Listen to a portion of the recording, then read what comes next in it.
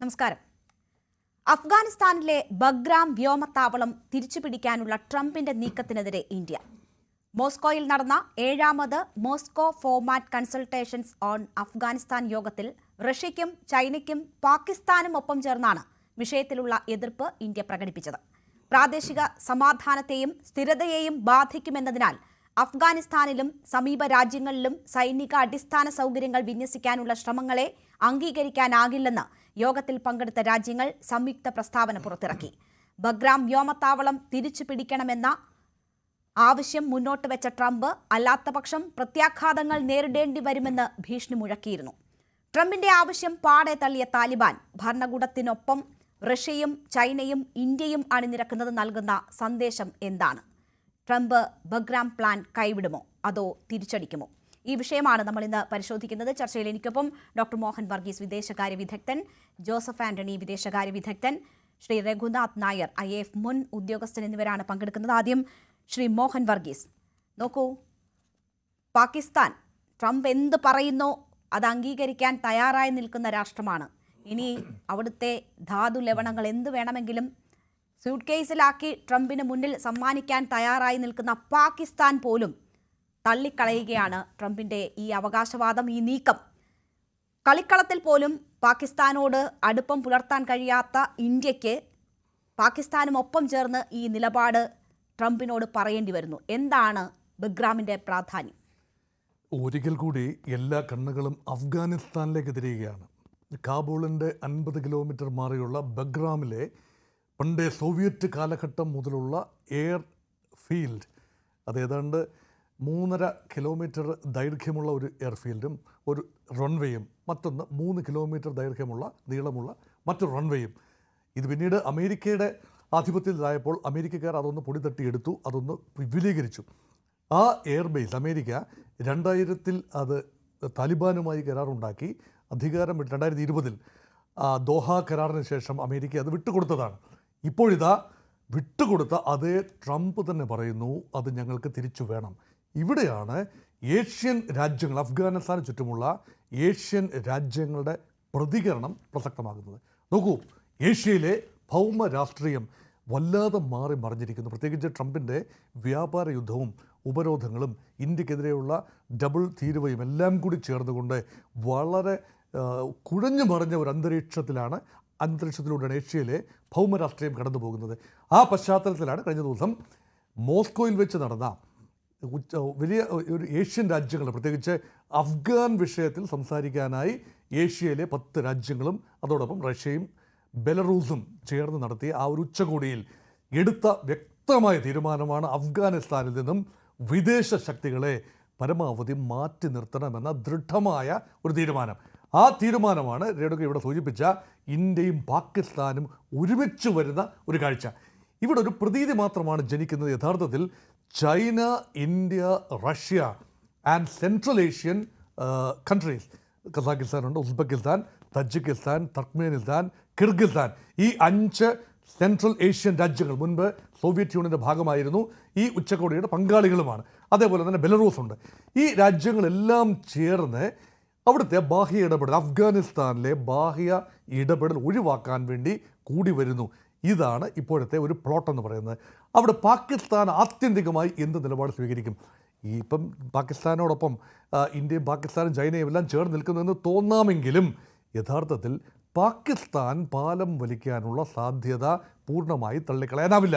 പ്രത്യേകിച്ചും ഇവിടെ സൂചിപ്പിക്കപ്പെട്ട ഈ അസിം മുനീറും ഷഹബാസ് ഷെരീഫും ട്രംപിന് തിരുമുൽക്കാഴ്ചയുമായി പോയ ഒരു രംഗമുണ്ട് കഴിഞ്ഞ ആഴ്ച. അപ്പോൾ അവിടെ ധാതുക്കളും ലവണങ്ങളുമാണ് വലിയ ആകർഷണം. അത് പാകിസ്ഥാനിൽ മാത്രമല്ല ധാതുക്കൾ ഉള്ളത് എന്നോർക്കണം.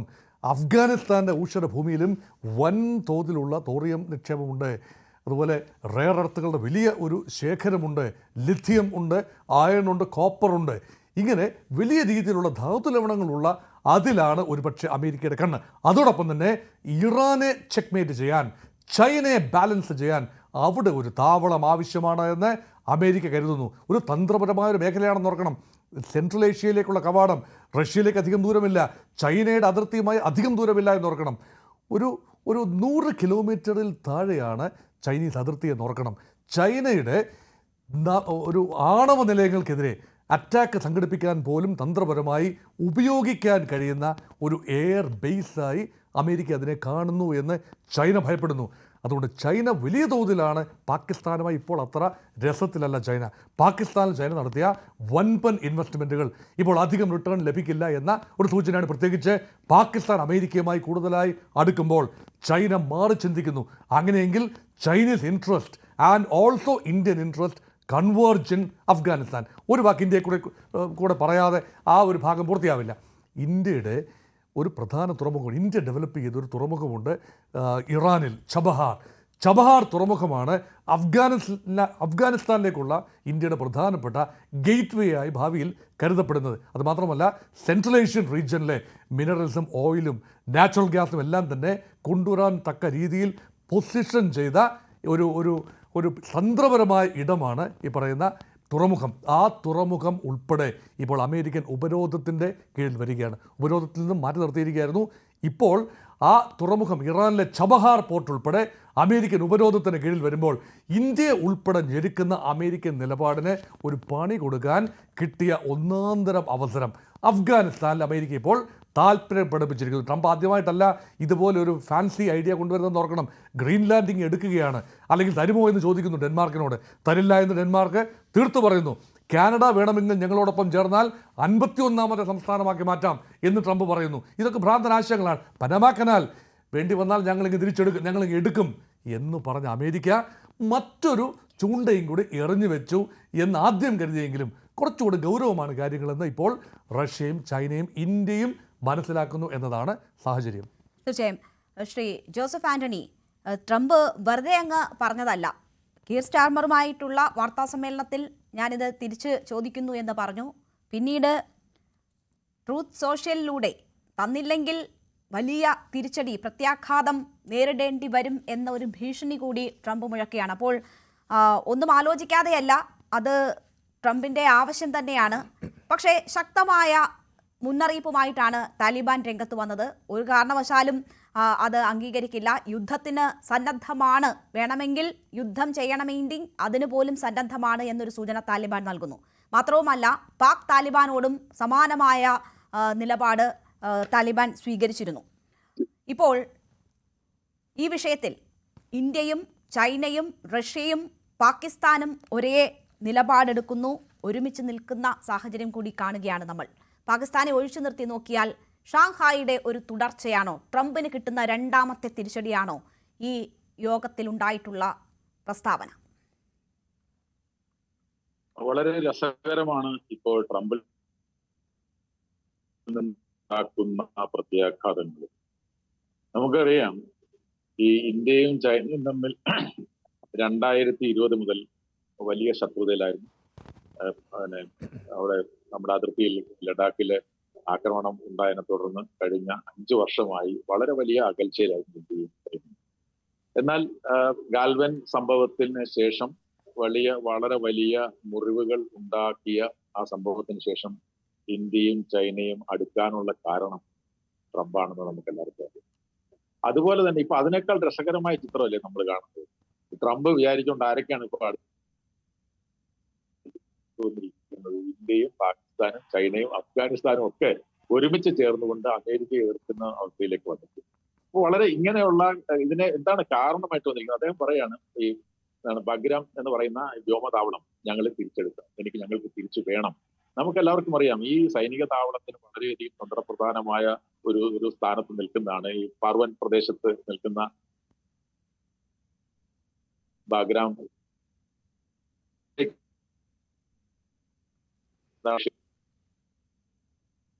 നെറ്റ്വർക്കിൽ എന്തോ ഇഷ്യൂ ഉണ്ടെന്ന് തോന്നുന്നു, വ്യക്തമാകുന്നില്ല താങ്കൾ പറയുന്നത്. ഇപ്പോൾ എന്നെ കേൾക്കാമോ ശ്രീ ജോസഫ് ആന്റണി? 1979 എനിക്ക് കേൾക്കാം. താങ്കൾ പറഞ്ഞു വന്നതിൽ ഇടയ്ക്ക് ഒരു തടസ്സം നേരിട്ടു, ഇനി തുടർന്നോളൂ. അപ്പൊ നമുക്ക് അറിയാവുന്ന കാര്യം, ഈ സോവിയറ്റ് യൂണിയൻ നിർമ്മിച്ചതാണ് 1950 ഈ സൈനിക വ്യോമതാവളം. അതിനുശേഷം 1979 സോവിയറ്റ് യൂണിയൻ അഫ്ഗാനിസ്ഥാനിൽ ഇടപെട്ടതിന് ശേഷം 1950 മുതലാണ് ഈ ബഗ്രാം വ്യോമതാവളം കൂടുതൽ ശക്തിപ്പെട്ടുകൊണ്ട് നിലവിൽ വന്നത്. എന്നാൽ പിന്നെ നമുക്കറിയാം 2001 ശേഷം അമേരിക്ക ഇടപെട്ടതോട് കൂടിയിട്ടാണ് അവിടെ പിന്നെ അവര് വളരെ വലിയ ശക്തിയോട് കൂടിയിട്ട് ഈ സൈനിക താവളത്തിൽ വന്നു. 20 വർഷക്കാലം ഈ സൈനിക താവളം ഇത് അവരുടെ പ്രധാന വ്യോമതാവളമായിരുന്നു. 20 വർഷക്കാലം ഈ അഫ്ഗാനിസ്ഥാനിൽ ഇവരെ പഠിച്ച പണിയെല്ലാം നോക്കിയിട്ട് അവസാനം നമ്മൾ കണ്ടല്ലോ ഈ ബാഗ്രാം വ്യോമതാവളം അർദ്ധരാത്രി ആരോടും അഫ്ഗാനിസ്ഥാനോട് പോലും പറയാതെ 2020 ജൂലൈ മാസം 1-ാം തീയതി രായ്ക്ക് രാമനം സ്ഥലം വിട്ട് ഒളിച്ചോടുകയാണ് വാസുദേൽ പിന്നെ ചെയ്തത്. അങ്ങനെ ചെയ്ത അതിനുള്ള കാരണം എന്ന് പറയുന്നത് ട്രംപ് തന്നെ 2020 ദോഹയിൽ വെച്ച് നടത്തിയ അഫ്ഗാനിസ്ഥാൻ പ്രതിനിധികളും ഈ സൽമെ ഖലീൽസാദ് എന്ന് പറയുന്ന അഫ്ഗാനിസ്ഥാന്റെ ട്രംപിന്റെ ഉപദേഷ്ടാവായിരുന്ന അദ്ദേഹവും ഈ അഫ്ഗാനിസ്ഥാനിലെ മന്ത്രിമാരും ഒക്കെ ചേർന്നിട്ട് നടത്തിയ ഒരു കരാറിന്റെ അടിസ്ഥാനത്തിൽ 2020 ഫെബ്രുവരി മാസം ഉണ്ടാക്കിയ ഒരു കരാറിന്റെ അടിസ്ഥാനത്തിലാണ് ഞങ്ങൾ ഇതാ അഫ്ഗാനിസ്ഥാനിൽ നിന്ന് പിന്മാറാൻ പോകുന്നു എന്ന തീരുമാനം ട്രംപ് 1ാമത്തെ ഭരണകാലത്ത് അധികാരത്തിൽ ഇരിക്കുമ്പോഴാണ് എടുത്തത്. അതിന്റെ അടിസ്ഥാനത്തിലുള്ള പിന്മാറ്റമാണ് നടത്തിയത്. പക്ഷെ അവർ പറഞ്ഞതിൽ നിന്നും വളരെ പെട്ടെന്ന്, കാരണം ഈ പിന്നെ താലിബാനുകൾ ഇങ്ങനെ വന്നുകൊണ്ടിരിക്കുന്നത് അപകടമാണെന്ന് മനസ്സിലാക്കിക്കൊണ്ടാണ് ഈ 2021 ജൂലൈ മാസം 1-ാം തീയതി രായ്ക്ക് രാമാനം തലമുട്ടോടി. അതൊക്കെ ഓർമ്മയുണ്ടോ എന്നറിയില്ല. ഇതുകൂടെ തിരിച്ചു പിടിച്ചാല് ബൈഡന്റെ കാലത്തെടുത്ത ഒരു തെറ്റായ തീരുമാനം കൂടി തിരുത്തുന്നു എന്ന പ്രതിച്ഛായ കൂടി ലക്ഷ്യമിട്ടുകൊണ്ടാണ് ട്രംപ് ഈ നീക്കം നടത്തുന്നത് ഇപ്പോൾ. ഇല്ല, ബൈഡന്റെ കാലത്തല്ല. ബൈഡൻ അത് നടപ്പിലാക്കിയെന്നേ ഉള്ളൂ. കരാർ ഒപ്പിട്ടത് ട്രംപിന്റെ പിന്നെ ദൂതനായിരുന്ന ഖലീൽസാദാണ്. മനസ്സിലായില്ലേ? സൽമെ ഖലീൽസാദാണ് പിന്നെ താലിബാൻ ആൾക്കാരുമായിട്ട് കരാർ ഒപ്പിട്ടത്. അതിനുശേഷം അത് നടപ്പിലാക്കുന്നത് മാത്രമാണ് ചെയ്തത്. അപ്പൊ ഈ ഉടനെ ഒഴിഞ്ഞു പോകാനായിട്ട് ട്രംപ് തന്നെയാണ് തീരുമാനിച്ചത്. ഇപ്പൊ ഇവിടുത്തെ പ്രശ്നം, നമ്മൾ കാണേണ്ട പ്രശ്നം, ഈ 2021 അഫ്ഗാനിസ്ഥാനിൽ നിന്ന് ഈ അമേരിക്ക പിന്മാറുമ്പോൾ അന്ന് പിന്നെ ബൈഡൻ പറഞ്ഞൊരു കാര്യമുണ്ട്. ബൈഡൻ പറഞ്ഞു, ഞങ്ങൾക്ക് ഈ അഫ്ഗാനിസ്ഥാൻ ഒന്നും ഒരു പ്രാധാന്യമുള്ള കാര്യമല്ല, ഞങ്ങൾക്ക് പ്രാധാന്യം ചൈനയാണ്. ചൈനയെ നേരിടുന്നതിന് വേണ്ടിയിട്ട് ഞങ്ങളുടെ റിസോഴ്സസ് മുഴുക്കെ ഫോക്കസ് ചെയ്യേണ്ടതുണ്ട്. അതുകൊണ്ടാണ് ഏതാണ്ട് 35 ലക്ഷം സൈനിക ഉപകരണങ്ങൾ ഉൾപ്പെടെ, ഹമ്മി ഉൾപ്പെടെ, സൈനിക വാഹനങ്ങൾ ഉൾപ്പെടെ 35 ലക്ഷം സൈനികമായിട്ടുള്ള ഉപകരണങ്ങളും വാഹനങ്ങളും ഉപേക്ഷിച്ചുകൊണ്ടാണ് അമേരിക്ക അഫ്ഗാനിസ്ഥാനിൽ നിന്ന് 2021 സ്ഥലം കാലിയാക്കുന്നത്. അപ്പൊ അന്ന് അവർ പറഞ്ഞൊരു കാര്യമുണ്ട്, ഞങ്ങൾക്ക് അഫ്ഗാനിസ്ഥാൻ അല്ല പ്രാധാന്യം, ഞങ്ങൾക്ക് ചൈനയാണ്. അപ്പൊ ചൈനയെ സ്വാഭാവികമായിട്ടും നേരിടുക എന്ന് പറയുന്നത് തന്നെയാണ് അമേരിക്കയുടെ ലക്ഷ്യം. അപ്പൊ അതുകൊണ്ട് ഇപ്പോ ഈ ബഗ്രാം സൈനിക താവളം എന്ന് പറയുന്നത് കാശ്മീരിന്റെ അടുത്ത് കിടക്കുന്ന സ്ഥലമാണ്, പാകിസ്ഥാന്റെ അടുത്ത് കിടക്കുന്ന സ്ഥലമാണ്. ഈ ചൈനയുടെ ചൈനയുടെ ഷിൻജിയാങ് എന്ന് പറയുന്ന പ്രവിശ്യ കിടക്കുന്ന സ്ഥലമാണ്. ഈ ചൈനയുടെ ഷിൻജിയാങ്ങിലാണ് ഒരുപാട് ആണവ പിന്നെ പരീക്ഷണ ശാലകളൊക്കെ ഉള്ളത്. അപ്പൊ ഇങ്ങനെയുള്ള സ്ഥലത്ത്, അതായത് പാകിസ്ഥാന്റെയും ഇന്ത്യയുടെയും ചൈനയുടെയും ഒക്കെ ഒറ്റ അടുത്ത് കിടക്കുന്ന ഈ പറഞ്ഞ പ്രദേശം, ഈ ബഗ്രാം എന്ന് പറയുന്ന വ്യോമത്താവളം വീണ്ടും വേണം എന്ന് പറയുന്നത് തീർച്ചയായിട്ടും അമേരിക്കയുടെ ആഗോള രാഷ്ട്രീയ സൈനിക താല്പര്യങ്ങൾ സംരക്ഷിക്കുന്നതിന് വേണ്ടിയിട്ടാണ്. നമുക്ക് എല്ലാവർക്കും അറിയാം, ഏതാണ്ട് ലോകത്തൊട്ടാകെ അമേരിക്കയ്ക്ക് 850-ലേറെ സൈനിക താവളങ്ങളുണ്ട് ലോകത്തൊട്ടാകെ. അപ്പൊ ലോകത്തൊട്ടാകെ ഇത്രയധികം സൈനിക താവളങ്ങൾ വെച്ചുകൊണ്ട് ലോകത്ത് സമാധാനം സംരക്ഷിക്കാനല്ല, വീണ്ടും അമേരിക്കയുടെ മേധാവിത്വം ഏർപ്പെടുത്താനാണ് അദ്ദേഹം ശ്രമിക്കുന്നതെന്നുള്ളത് ഏറ്റവും ചെറിയൊരു ഉദാഹരണം ഞാൻ പറയാം. നമുക്കറിയാം, അമേരിക്കയുടെ ഡിപ്പാർട്ട്മെന്റ് ഓഫ് ഡിഫൻസ്, പ്രതിരോധ വകുപ്പ് എന്ന് പറയുന്ന വകുപ്പുണ്ടായിരുന്നു. ഇപ്പൊ സമാധാനത്തിനുള്ള നൊബേൽ സമ്മാനം അന്വേഷിച്ച് നടക്കുകയാണല്ലോ നമ്മുടെ പ്രിയപ്പെട്ട ട്രംപ്. അദ്ദേഹം എന്താ ചെയ്തത്? ഈ ഡിപ്പാർട്ട്മെന്റ് ഓഫ് ഡിഫൻസ് എന്ന് പറയുന്നതിനെ ഡിപ്പാർട്ട്മെന്റ് ഓഫ് വാർ, യുദ്ധ വകുപ്പായിട്ട് മാറ്റി. അതായത് ലോകത്ത് സമാധാനത്തിനുള്ള നൊബേൽ സമ്മാനം ആഗ്രഹിക്കുന്ന ആള് ഒരു പ്രതിരോധ വകുപ്പിനെ മാറ്റി യുദ്ധ വകുപ്പായിട്ട് മാറ്റി. അപ്പൊ അങ്ങനെ അത്രത്തോളം ഈ യുദ്ധത്തോട് ആഗ്രഹം ഉണ്ടാവുകയും യുദ്ധത്തിൽ വളരെയധികം താല്പര്യത്തോടെ പങ്കെടുക്കുകയും യുദ്ധത്തിൽ ഏറ്റവും മാരകങ്ങളായിട്ടുള്ള ആയുധങ്ങൾ ഉപയോഗിക്കുകയും ചെയ്യുന്ന ഒരു ഭരണാധികാരിയാണ്. ആ ഭരണാധികാരിയാണ് ഇപ്പോ ഈ ചൈനയ്ക്ക് എതിരായിട്ട്, നമുക്കറിയാം ഈ അഫ്ഗാനിസ്ഥാനിൽ നിന്നും അമേരിക്ക പോയി കഴിഞ്ഞപ്പോ അവിടെ ഏറ്റവും ശക്തമായി വന്നത് ചൈന തന്നെയാണ്. കാരണം ഈ ഭരണകൂടത്തെ ഏതാണ്ട് ആദ്യമായിട്ട് അംഗീകരിച്ച രാഷ്ട്രം പോലും ചൈനയാണ്. ഈ മുട്ടാക്കി എന്ന് പറയുന്ന ആമിർ ഖാൻ മുട്ടാക്കി എന്ന് പറയുന്ന വിദേശകാര്യ വകുപ്പ് മന്ത്രി ആദ്യം സന്ദർശിച്ച രാജ്യം ചൈനയാണ്. അപ്പൊ എന്ന് മാത്രമല്ല, ചൈന ഒരുപാട് ഇൻവെസ്റ്റ്മെന്റ് നടത്തുന്ന രാജ്യവുമാണ്. കാരണം എന്താണ്, അവിടെ ഈ ട്രംപ് ഓടി നടന്ന എല്ലായിടത്തും ഈ ധാതുക്കളാണല്ലോ, റെയറത്സ് ആണല്ലോ സംഘടിപ്പിച്ചുകൊണ്ടിരിക്കുന്നത്. ഒരുപാട് റെയറത്സ് ഉള്ള ഒരു രാജ്യമാണ് അഫ്ഗാനിസ്ഥാൻ. എണ്ണ അവിടെ ഉണ്ട്, ഒരുപാട് തന്ത്രപരമായ പ്രാധാന്യമുണ്ട്. അവിടെ ചൈന ഏതാണ്ട് പൂർണ്ണമായും നിലയുറപ്പിച്ചു കഴിഞ്ഞു. അവരൊരുപാട് സാമ്പത്തികമായ ഇൻവെസ്റ്റ്മെന്റുകൾ നടത്തി കഴിഞ്ഞു.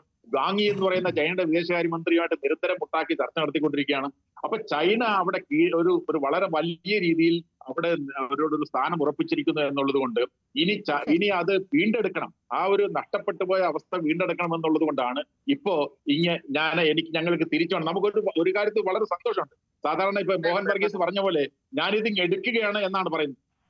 എന്താണ് പറയുന്നത്, കാനഡ പോലും ഒരു സ്വതന്ത്ര പരമാധികാര രാജ്യമായ കാനഡയെ ഞാനിങ്ങനെ 51ാമത്തെ സ്റ്റേറ്റ് ആക്കി മാറ്റാം, പനാമയാക്കാം, ഗ്രീൻലാൻഡിനെ എടുക്കാം, പിന്നെ അതുപോലെ തന്നെ ഗാസയെ, അതിപ്പോ അദ്ദേഹത്തിന്റെ പദ്ധതി പ്രകാരം അതിനെ അങ്ങനെ ആക്കിക്കൊണ്ടിരിക്കുകയാണ്. അത് റിവിയറ ആക്കി മാറ്റാം, വിനോദ വിശ്രമ സഞ്ചാരമാക്കി മാറ്റാമെന്നുള്ള നിലപാടിലേക്ക് അദ്ദേഹം തന്നിരിക്കുകയാണ്. ഞാൻ പറഞ്ഞു വരുന്നത്, ലോകത്തൊട്ടാകെ അമേരിക്കയുടെ മേധാവിത്വവും സാമ്രാജ്യത്വവും അടിച്ചേൽപ്പിക്കുന്നതിന് വേണ്ടിയിട്ടുള്ള ശ്രമത്തിലാണ് ഈ ലോകത്തൊട്ടാകെ. ഞാൻ ഒരിക്കലും യുദ്ധങ്ങൾക്ക് പോകത്തില്ല, ഞാനൊരു പീസ് പ്രസിഡന്റാണ് എന്ന് പറഞ്ഞുകൊണ്ട് അധികാരത്തിൽ വന്നയാള് ലോകത്തൊട്ടാകെ ഇപ്പോ ആക്രമണം നടത്തിക്കൊണ്ടിരിക്കുകയാണ്, അല്ലെങ്കിൽ ആക്രമണത്തിന് ഒരുക്കൂട്ടിക്കൊണ്ടിരിക്കുകയാണ്, അല്ലെങ്കിൽ രാജ്യങ്ങൾക്കെതിരെ ഭീഷണി ഉയർത്തിക്കൊണ്ടിരിക്കുകയാണ്. രാഷ്ട്രങ്ങളുടെ അധികാരങ്ങൾ കവരാനും അധിനിവേശത്തിന്റെ സൂചനയും ഒക്കെ നൽകിക്കൊണ്ടിരിക്കുകയാണ് ട്രംപ് യാതൊരു മടിയുമില്ലാതെ. അവിടെയാണ് ട്രംപിന് ശക്തമായ മുന്നറിയിപ്പ് നൽകിക്കൊണ്ട് ഇന്ത്യ ഉൾപ്പെടുന്ന രാഷ്ട്രങ്ങൾ രംഗത്ത് വരുന്നത്. ശ്രീ രഘുനാഥ് നായർ, നോക്കൂ, ഈ സ്റ്റേറ്റ്മെന്റ് പുറത്തു വരുന്ന സമയം എന്ന് പറയുന്നതിന്റെ പ്രത്യേകത കൂടി നോക്കുക. ഈ അഫ്ഗാന്റെ ഫോറിൻ മിനിസ്റ്റർ അമീർ ഖാൻ മുട്ടാഖി സന്ദർശനം നടത്താനിരിക്കുകയാണ്. ഈ ആഴ്ച കഴിയുന്നതോടുകൂടി തന്നെ അദ്ദേഹം ഇന്ത്യയിൽ സന്ദർശനത്തിനായി എത്തുന്നു എന്ന് മനസ്സിലാക്കുകയാണ്. ആ ഒരു ഘട്ടത്തിലാണ് ഇന്ത്യ ഈ അഫ്ഗാന്റെ പരമാധികാരത്തിനൊപ്പം നിന്നുകൊണ്ട് ഇത്തരമൊരു നിലപാടെടുക്കുന്നത്. അത് അമേരിക്കയ്ക്ക് ഉള്ള ഒരു മുന്നറിയിപ്പായി കൂടി വരുന്നത്. പക്ഷേ നോക്കൂ, ഏതെങ്കിലും തരത്തിൽ ജനാധിപത്യ രീതിയിൽ അധികാരത്തിൽ വന്ന ഒരു ഭരണ സംവിധാനമല്ല അഫ്ഗാനിസ്ഥാനിൽ ഉള്ളത്. ആ ഒരു സാഹചര്യത്തിൽ ഭീകരവാദം എന്നത് ഇന്ത്യ അന്താരാഷ്ട്ര ഫോറങ്ങൾക്കിടയിൽ ആവർത്തിച്ച് ഭീകരവാദത്തിനെതിരെ ഒന്നിക്കണം എന്ന സന്ദേശം നൽകിക്കൊണ്ടിരിക്കുന്ന ഒരു ഘട്ടത്തിൽ അഫ്ഗാനുമായി ഇന്ത്യക്ക് ഏത് ഘട്ടം വരെ സഹകരണം എന്നതിൽ ഒരു ചോദ്യമില്ലേ? ഒരുപക്ഷെ ഇന്ത്യക്ക് തന്നെ ഭീഷണിയാകാവുന്ന സാഹചര്യങ്ങൾ കൂടി അതിൽ ഉൾപ്പെട്ടിട്ടുണ്ട് എന്ന് കരുതണം. അപ്പോൾ ഇന്ത്യക്ക് അഫ്ഗാന്റെ കാര്യത്തിൽ ഏത് ഘട്ടം വരെ മുന്നോട്ട് പോകാൻ കഴിയും? രേണുക, ഇവിടെ ഇന്ത്യ നോക്കേണ്ട കാര്യങ്ങൾ പറയുമ്പോൾ ഒന്നാമത്തെ കാര്യം എന്ന് പറഞ്ഞു കഴിഞ്ഞാൽ, അഫ്ഗാനിസ്ഥാൻ വർഷങ്ങളായിട്ട് ഇന്ത്യയുടെ, അല്ലെങ്കിൽ ദശാബ്ദങ്ങളായിട്ട് ഇന്ത്യയുടെ വളരെ ശക്തമായ ഒരു സ്ട്രാറ്റജിക് പാർട്ട്ണറാണ്.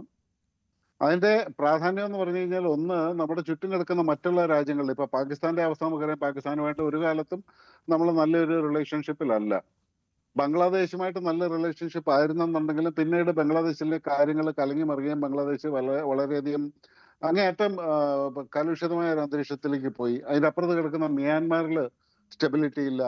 അങ്ങനെ നമ്മൾ നോക്കുകയാണെങ്കിൽ നേപ്പാളിൽ സ്റ്റെബിലിറ്റി ഇല്ല. അപ്പൊ ഇന്ത്യയുടെ ചുറ്റും കിടക്കുന്ന രാജ്യങ്ങളിൽ ഇപ്പൊ നമ്മൾ നോക്കുകയാണെങ്കിൽ ഇപ്പോ ഭൂട്ടാൻ ഒഴികെ ബാക്കി എവിടെയും ഒരു സ്റ്റെബിലിറ്റി ഇല്ല എന്നുള്ളതൊരു വസ്തുതയാണ്. അങ്ങനെ വരുമ്പോൾ നമുക്ക് അൺസ്റ്റേബിൾ ആയിട്ടുള്ള, ഇത്രയും ഡിസ്റ്റർബ്ഡ് ആയിട്ടുള്ള നെയ്ബേഴ്സിന്റെ എണ്ണം ഒരുപാട് കൂടുന്നത് നമുക്ക് പ്രശ്നമായിട്ട് വരും, അതിന് സംശയമൊന്നുമില്ല. അവിടെയാണ് അഫ്ഗാനിസ്ഥാൻ എന്ന് പറയുന്നത് നമുക്കൊരു കുറച്ചും കൂടെ ആശ്രയിക്കാൻ കൊള്ളാവുന്ന, അല്ലെങ്കിൽ റിലേ ചെയ്യാൻ കൊള്ളാവുന്ന ഒരു സുഹൃത്തായിട്ട് ഇരിക്കുന്നതും.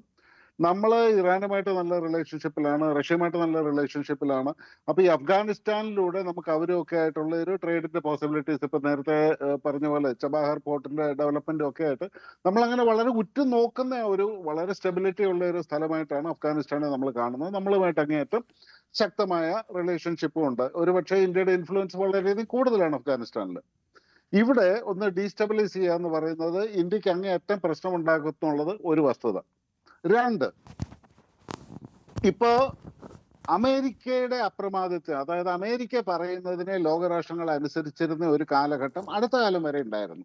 പക്ഷെ ഇപ്പൊ എന്താണ്, അമേരിക്കയുടെ ഈ ഒരു മേൽക്കോയ്മ അംഗീകരിക്കാൻ ലോകരാഷ്ട്രങ്ങൾ തയ്യാറല്ല. പ്രത്യേകിച്ചും ട്രംപ് രണ്ടാം ഭരണത്തിൽ കയറിയതിന് ശേഷം പല രാജ്യങ്ങളും റിട്ടാലിയേറ്റ് ചെയ്ത് തുടങ്ങി. റിട്ടാലിയേറ്റ് എന്ന് പറഞ്ഞു കഴിഞ്ഞാൽ ആയുധമായിട്ടല്ല, അവർ വാക്കുകളായാലും അവരുടെ പോളിസി വഴിയായാലും ഒരുപാട് രാജ്യങ്ങൾ അമേരിക്കക്കെതിരെ തിരിഞ്ഞു നിൽക്കാനായിട്ട് അതിനുള്ള ഒരു ശക്തി, അല്ലെങ്കിൽ അതിനൊരു ധൈര്യം കാണിച്ചു തുടങ്ങി. ഇതൊരു പക്ഷേ ഈ ഒരു ധൈര്യം കാണിച്ചു തുടങ്ങാനായിട്ടുള്ള കാരണം ഇന്ത്യയും ചൈനയും തന്നെയാണെന്ന് പറയാം. ഇവിടെയാണ് ട്രംപിന് ഇന്ത്യയും ചൈനയും തലവേദനയാകുന്നത്. കാരണം ഈ താരിഫിന്റെ പ്രശ്നം കൊണ്ട് താരിഫ് യുദ്ധം കൊണ്ട് വന്നു കഴിഞ്ഞപ്പോൾ ചൈന തന്നെയാണ് ഏറ്റവും ആദ്യം പറഞ്ഞത്, നീ പണിയാക്കണമെന്ന് പറഞ്ഞു. ഇന്ത്യ അനങ്ങിയിട്ടില്ല. അപ്പൊ അങ്ങനെ വരുന്ന സമയത്ത് ട്രംപ് നോക്കിക്കഴിഞ്ഞപ്പോൾ ചൈന തീർച്ചയായിട്ടും അമേരിക്കയ്ക്ക് ഒരു ഭീഷണിയാണ്. ഇന്ത്യ ഭാവിയിൽ അമേരിക്കയ്ക്ക് വളർന്നു വരുന്ന ഒരു ഭീഷണിയാണ്. റഷ്യ ആദ്യകാലം മുതലേ ഒരു ഭീഷണിയാണ്. അപ്പൊ ഈ മൂന്ന് ഭീഷണികളെ, ഇന്ന് അമേരിക്ക കഴിഞ്ഞ ലോകത്തിലെ ഏറ്റവും ശക്തമായിട്ടുള്ള സാമ്പത്തികമായിട്ടായാലും സൈനികമായിട്ടായാലും ജനസംഖ്യാപരമായിട്ടായാലും ഏത് രീതിയിൽ നോക്കിക്കഴിഞ്ഞാൽ ജനസംഖ്യാപരമായിട്ട് ഏറ്റവും മുമ്പിൽ നിൽക്കുന്ന ഇന്ത്യയും ചൈനയുമാണ്, പിന്നെ റഷ്യയും വരുന്നുണ്ട്. അപ്പൊ ഏത് രീതിയിൽ നോക്കിക്കഴിഞ്ഞാൽ അമേരിക്കയ്ക്ക് ശക്തമായ ഒരു വെല്ലുവിളി ഉയർത്തുകയാണ്. ഇവരാരും അമേരിക്കയുടെ നാച്ചുറൽ അലൈസ് ഒട്ട അല്ലതാനും. അപ്പൊ അമേരിക്ക നോക്കുമ്പോൾ ഈ 3 രാജ്യങ്ങൾ ഒന്നിച്ച് നിന്ന് കഴിഞ്ഞാൽ ലോകത്തിന്റെ ആ ഒരു ക്രമം തന്നെ പൂർണ്ണമായിട്ട് മാറ്റിമറിക്കും. അപ്പൊ ഇതിനെ ഇപ്പോഴേ മുളയിലെ നുള്ളി കൺട്രോൾ ചെയ്തില്ല എന്നുണ്ടെങ്കിൽ അമേരിക്കയ്ക്ക് അതൊരു വലിയ പ്രശ്നമാണ്. ഇനി ഇന്ത്യ വലിയൊരു കൊള്ളിയായിട്ട് അമേരിക്കയ്ക്ക് കൊണ്ടിയായിട്ട് വരുന്നതെന്ന് പറഞ്ഞു കഴിഞ്ഞാൽ അമേരിക്കയുടെ മറ്റുള്ള സഖ്യരാഷ്ട്രങ്ങൾ ഏതിനെ എടുത്താലും, ഇപ്പൊ ഇസ്രായേൽ ആയി കഴിഞ്ഞാലും പിന്നെ മറ്റേ മിഡിൽ ഈസ്റ്റേൺ കൺട്രീസ് ആയാലും അമേരിക്കയുടെ താവളങ്ങളുള്ള അവരുമെല്ലാമായിട്ട് ഇന്ത്യക്ക് അങ്ങേയറ്റം ശക്തമായ ഒരു ബന്ധമാണ് ഉള്ളത്. അതുകൊണ്ടാണ് ഇപ്പൊ പെട്ടെന്ന് ട്രംപ് ഒരു യു ടേൺ അടിച്ചിട്ട് പാകിസ്ഥാനുമായിട്ട് വളരെ ശക്തമായ ഒരു ബന്ധം ഉണ്ടാക്കാനും അതിൽ തീർച്ചയായിട്ടും ഇന്ത്യ, ചൈന, റഷ്യ ഈ 3 രാജ്യങ്ങളെ കൺട്രോൾ ചെയ്യാവുന്ന ഒരു ആശയമുണ്ട്. പക്ഷെ പാകിസ്ഥാനേക്കാളും ട്രംപിന് കൂടുതൽ അനുയോജ്യമായിട്ടുള്ളത്, കുറച്ചും കൂടെ കൺവീനിയന്റ് ആയിട്ടുള്ളത് അഫ്ഗാനിസ്ഥാനാണ്.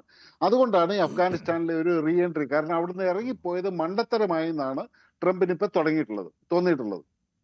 അതിന് മറ്റൊരു കാര്യം, ഇപ്പൊ ചൈനയെ സംബന്ധിച്ചിടത്തോളം നോക്കുകയാണെന്നുണ്ടെങ്കിൽ നേരത്തെ പിന്നെ ഇതിനു മുമ്പ് പറഞ്ഞവരെ സൂചിപ്പിച്ച പോലെ തന്നെ ചൈനയുടെ ന്യൂക്ലിയർ കേപ്പബിലിറ്റീസും അവരുടെ മിസൈൽ ടെസ്റ്റിംഗ് ഫെസിലിറ്റീസും ഇതെല്ലാം വെസ്റ്റേൺ ചൈനയിലാണ്.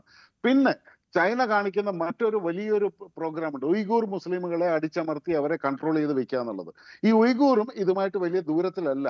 അങ്ങനെ വരുന്ന സമയത്ത് ഇനി നാളെ ആംനസ്റ്റി ഇന്റർനാഷണലും എല്ലാം ഇടപെട്ടിട്ട് അമേരിക്ക ഇവർക്കെതിരെ ഒരു ഹ്യൂമൻ റൈറ്റ്സ് വയലേഷൻ എന്ന് പറഞ്ഞ് UN പ്രമേയമൊക്കെ ഉണ്ടാക്കി വലിയ പ്രശ്നങ്ങൾ ഉണ്ടാക്കാനുള്ള ഇതുവരെ ലോകത്തിൽ ആരും തൊട്ടിട്ടില്ലാത്ത ഒരു വിഷയമാണ് ചൈനയുടെ ഉയ്ഗൂർ മുസ്ലിംസുമായിട്ടുള്ളത്. അപ്പൊ അങ്ങനെ ഹ്യൂമൻ റൈറ്റ്സ് വയലേഷനും കൂടെ എടുത്തുകൊണ്ട് വന്നു കഴിഞ്ഞാൽ സമ്പൂർണ്ണമായിട്ടും ചൈനയുടെ മേളിൽ ഒരു നോൺ പിന്നെന്താ പറയാ വാർ ഒരു കൺട്രോള് നേടിയെടുക്കാനായിട്ട് അമേരിക്കയ്ക്ക് സാധിക്കും. സെൻട്രൽ ഏഷ്യയിൽ ഇപ്പൊ ഇവിടെ വന്നു കഴിഞ്ഞാൽ സെൻട്രൽ ഏഷ്യയിലുള്ള റഷ്യയുടെ കൺട്രോളിനെ ഇത് സാരമായിട്ട് ബാധിക്കും. അതുകൊണ്ടാണ് പിന്നെ പാകിസ്ഥാന്റെ പ്രശ്നം എന്ന് പറഞ്ഞു കഴിഞ്ഞാൽ, പാകിസ്ഥാന്റെ പ്രശ്നം കൂടെ പറഞ്ഞിട്ട് അവസാനിപ്പിക്കുക, അത് വളരെ രസകരമാണ്. പാകിസ്ഥാൻ എന്ന് പറഞ്ഞു കഴിഞ്ഞാൽ country which is on sale എന്ന് പറയാം. അതായത് ഈ സെയിൽ 20%, 50% ഡിസ്കൗണ്ട് എന്നൊക്കെ പറഞ്ഞ് ബോർഡ് വെച്ചിരിക്കുന്ന ഒരു രാഷ്ട്രമാണ് പാകിസ്ഥാൻ. പാകിസ്ഥാന്റെ കഴുത്ത് ചൈനയുടെ കയ്യിലാണ്. ചൈന വലിയൊരു ബെൽറ്റ് നോക്കിയിട്ട് മുറുക്കി പാകിസ്ഥാനെ പട്ടിയെ കൊണ്ടു നടക്കുന്ന പോലെ ഇത്ര ദൂരം നിനക്ക് പോകാൻ പെർമിഷൻ ഉണ്ട്, അത്രയും ചെയിൻ അങ്ങോട്ട് ചങ്ങല അങ്ങോട്ട് ലൂസ് ആക്കി കൊടുക്കുമ്പോൾ അത്ര വരെ പോകാം, അതിന്റെ അപ്പുറത്തേക്ക് പോകാൻ പറ്റില്ല. ഈ ഒരു കുരുക്കെന്ന് പറയുന്നത് ചൈനയിൽ നിന്നും പാകിസ്ഥാന് കിട്ടിയിട്ടുള്ള അതിഭയങ്കരമായ ലോണുകൾ. കാരണം ചൈന ഭയങ്കരമായിട്ട് ലോൺ കൊടുത്തിട്ട് ചൈനയുടെ ഒരു സ്ട്രാറ്റജി അതാണ്. അപ്പൊ അമേരിക്കയുടെ അടുത്തേക്ക് പാകിസ്ഥാൻ ചായുന്നു എന്ന് കണ്ടു കഴിഞ്ഞപ്പോൾ ഇതും കൂടെ വന്നു കഴിഞ്ഞപ്പോൾ ചൈനയുടെ ഒരു കൺട്രോളും പാകിസ്ഥാന്റെ പുറത്തുണ്ട്. ഒരു പക്ഷേ പാകിസ്ഥാൻ സ്വന്തം ഇഷ്ടപ്രകാരം ആയിരിക്കില്ല അമേരിക്കയുടെ ഒരു നീക്കത്തിനെ എതിർക്കുന്നത്. ഒരു പക്ഷെ അതിന്റെ പുറകിൽ ചൈനയുടെ പ്രഷറും കാണാം. ഇനി ഇല്ലെങ്കിൽ തന്നെ അമേരിക്കൻ ഭരണകൂടങ്ങളുടെ സ്വഭാവം എപ്പം എങ്ങനെ മാറും എന്നുള്ളത് ഒരിക്കലും പറയാൻ പറ്റില്ല. ഇപ്പൊ ഈ അഫ്ഗാനിസ്ഥാനിലും കൂടെ ശക്തമായ ഒരു പ്രസൻസ് ഉണ്ടെങ്കിൽ, കാരണം ഈ ഒരു ഏരിയയിൽ ശക്തമായ ഒരു പ്രസൻസ് വേണം എന്നുള്ള ഒരു കാരണം കൊണ്ടാണ് അമേരിക്ക പാകിസ്ഥാനുമായിട്ട് അടുക്കുന്നത് എന്നുള്ളത് പാകിസ്ഥാനും വളരെ വ്യക്തമായിട്ട് അറിയാം. അപ്പൊ അഫ്ഗാനിസ്ഥാനിലേക്ക് അമേരിക്കയ്ക്ക് അത്രയും ശക്തമായിട്ടുള്ള ഒരു പ്രസൻസ് കിട്ടിക്കഴിഞ്ഞാൽ നാളെ അമേരിക്ക പാകിസ്ഥാനെ തഴയാനും സാധ്യതയുണ്ട്. ഇങ്ങനെയുള്ള പല വിഷയങ്ങളും നോക്കുമ്പോൾ പാകിസ്ഥാനും വെട്ടിലാകുന്ന ഒരു ലെവലിലേക്കാണ് കാര്യങ്ങൾ പോകുന്നത്. അതുകൊണ്ട് കൂടെ ആയിരിക്കാം പാകിസ്ഥാൻ അടക്കമുള്ള എല്ലാ രാജ്യങ്ങളും. പിന്നെ ഇറാൻ ഏറ്റവും വലിയ ഭീഷണിയാണ്. അമേരിക്കയുടെ അവിടുത്തെ പ്രസൻസ് എന്ന് പറയുന്നത് ഇറാനെ സംബന്ധിച്ചിടത്തോളം ഏറ്റവും വലിയൊരു ഭീഷണിയാണ്. അതാണ് ഇപ്പോഴത്തെ ഒരു അവസ്ഥ. തീർച്ചയായും.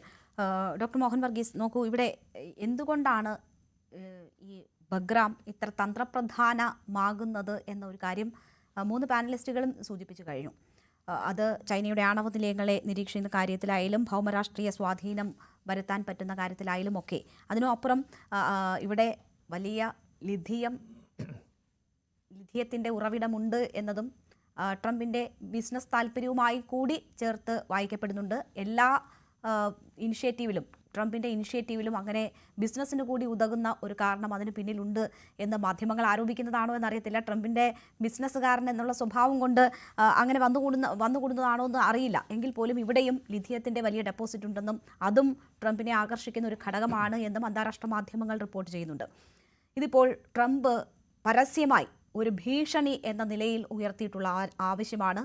അത് വെറുതെ ഒരു ആവശ്യമല്ല, അത് ഉണ്ടായിട്ടില്ല എങ്കിൽ വലിയ പ്രത്യാഘാതം എന്ന് പറഞ്ഞതാണ്. ആ വിഷയത്തിലാണ് താലിബാൻ ആദ്യം തന്നെ ട്രംപിനെ തള്ളിക്കൊണ്ട് നിലപാടെടുക്കുന്നത്. ഇതിപ്പോൾ ഈ മേഖലയിലെ രാഷ്ട്രങ്ങളാകെ ഒരുമിച്ച് നിന്ന് ഒരു സന്ദേശം ട്രംപിന് നൽകുമ്പോൾ ഇതിൽ നിന്ന് പിന്നോട്ട് പോവുക എന്നത് ട്രംപിനെ സംബന്ധിച്ച് സാധ്യമാകുന്ന ഒരു കാര്യമാണോ? ട്രംപിൻ്റെ അടുത്ത നീക്കം എന്താകും?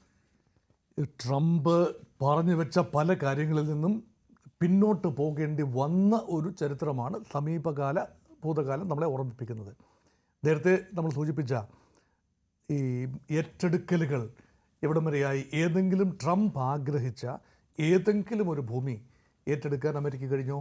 ഗ്രീൻലാൻഡ് എന്ന വലിയ മഞ്ഞശേഖരം അല്ലെങ്കിൽ വലിയൊരു കോണ്ടിനെൻ്റ് പോലെ നിൽക്കുകയാണ്, വലിയൊരു ഭൂമിയാണ്. അത് ഡെൻമാർക്കിൻ്റെ കയ്യിലാണ്. അത് ആവശ്യമുണ്ട് എന്ന് പറഞ്ഞു ഞങ്ങളിങ്ങ് എടുത്തുകൊള്ളാം എന്ന് പറയുന്നു, അല്ലെങ്കിൽ ബലപ്രയോഗത്തിലൂടെ എടുക്കുമെന്ന സൂചന നൽകുന്നു. പക്ഷേ ആരും അത് കാര്യമായി ഗവനിക്കാൻ പോയില്ല. ട്രംപിൻ്റെ വാക്കിന് അത്രയും വിലയെ കൊടുത്തുള്ളൂ. കനേഡിയൻസ് എന്താണ് അമേരിക്കയോട് പറഞ്ഞത്? ഞങ്ങൾക്ക് വേറെ നിങ്ങൾ പോയി പണി നോക്ക്, ഞങ്ങൾക്ക് ഞങ്ങളുടെ രാജ്യം റൺ ചെയ്യാൻ അറിയാം. അതുകൊണ്ട് അമേരിക്ക പനാമ കനാൽ അത് ഞങ്ങളാണ് പണിതത്, അതുകൊണ്ട് ഞങ്ങൾക്ക് അത് ഏറ്റെടുക്കാൻ പറ്റും. പനാമ എന്ന ചെറിയ രാജ്യത്തിനെ പോലും പേടിപ്പിച്ച് പനാമ കനാലൊന്നും അമേരിക്കയുടെ നിയന്ത്രണത്തിൽ കൊണ്ടുവരാൻ കഴിഞ്ഞില്ല എന്ന് പറയുമ്പോൾ ഏറ്റവും അവസാനം വന്നത് ഈ പറയുന്ന പലസ്തീനിലാണ്, ഗാസ റിവേറയാക്കാൻ പോയിട്ട് എന്തായി? അപ്പോൾ ഇത് പറയുക എന്നതൊരു കച്ചവടക്കാരൻ്റെ ഒരു ശൈലി മാത്രമാണ്. പക്ഷേ ഇവിടെ അഫ്ഗാനിസ്ഥാനാണ് വിഷയമെന്ന് പറയുമ്പോൾ അത് കുറച്ചുകൂടെ ഗൗരവത്തിൽ എടുക്കണം. അത് ഏറ്റെടുക്കുക എന്നത് മാത്രമല്ല ലക്ഷ്യം. അഫ്ഗാനിസ്ഥാനിൽ നോക്കൂ, വിദേശ രാജ്യങ്ങളുടെ ഇടപെടൽ അഫ്ഗാനിസ്ഥാനിൽ ഒരിക്കലും അത് അവരാഗ്രഹിച്ചതുപോലെ പൂർത്തിയായിട്ടില്ല. ബ്രിട്ടീഷ് എംപയർ, ഇന്ത്യയും പാകിസ്ഥാനും അടങ്ങുന്ന പ്രദേശം മുഴുവൻ തന്നെ ബ്രിട്ടീഷ് എംപയറിൻ്റെ കയ്യിലായി. പക്ഷേ അഫ്ഗാനിസ്ഥാനിൽ കാര്യമായ പ്രവേശം ബ്രിട്ടീഷ് എംപയറിന് കിട്ടിയിട്ടില്ല. അത് ഫ്രോണ്ടിയർ ഏരിയ ആയിട്ട് അവിടെ മാറി നിന്നു. സോവിയറ്റ് യൂണിയൻ്റെ അധിനിവേശം ഉണ്ടായി അഫ്ഗാനിസ്ഥാനിൽ. 1978 ഒരു പാവ സർക്കാർ, നജീബുള്ളയുടെ സർക്കാരിനെ അവിടെ നിയമിച്ചു. എന്നിട്ട് എന്തായി? സോവിയറ്റ് സർക്കാരിനെതിരെ അഫ്ഗാനിസ്ഥാനുള്ളിൽ വലിയ രീതിയിലുള്ള ഫൈറ്റിംഗ് ആണ് നടന്നത്. അവിടുത്തെ റാഡിക്കൽ ഇസ്ലാമിസ്റ്റ് ഗ്രൂപ്പുകൾ അവർക്കെതിരെ വലിയ പോരാട്ടമാണ് കാഴ്ചവെച്ചത്. അതിനുശേഷം അമേരിക്കയുടെ അധിനിവേശമുണ്ടായി. 9/11/2001 ശേഷം അഫ്ഗാനിസ്ഥാനെ അമേരിക്ക ആക്രമിച്ച് കീഴടക്കുകയും മറ്റൊരു പാവ സർക്കാരിനെ അധികാരത്തിലെത്തിക്കുകയും ചെയ്തു. എന്നിട്ട് എന്താണ് സംഭവിച്ചത്? അഫ്ഗാനിസ്ഥാൻ വിട്ടുപോകേണ്ടി വന്നു. ഈ പറഞ്ഞ ട്രംപ് തന്നെ 2020 ഒരു കരാറിലൂടെ, ദോഹയിൽ വെച്ചുള്ള കരാറിലൂടെ അഫ്ഗാനിസ്ഥാന് മേലുള്ള എല്ലാ നിയന്ത്രണവും മാറ്റി സൈന്യത്തെ പിൻവലിച്ചു. അപ്പോൾ ഇതെല്ലാം തന്നെ കാട്ടുന്നത് അഫ്ഗാൻ ജനതയ്ക്ക് മേൽ ഒരു വൈദേശിക ശക്തിക്ക് ചരിത്രപരമായ മേധാവിത്വം ഒരിക്കലും ഉണ്ടായിട്ടില്ല. അവരെല്ലാം അവിടെ വിട്ടൊഴിഞ്ഞ് പോകേണ്ടി വരുന്നു.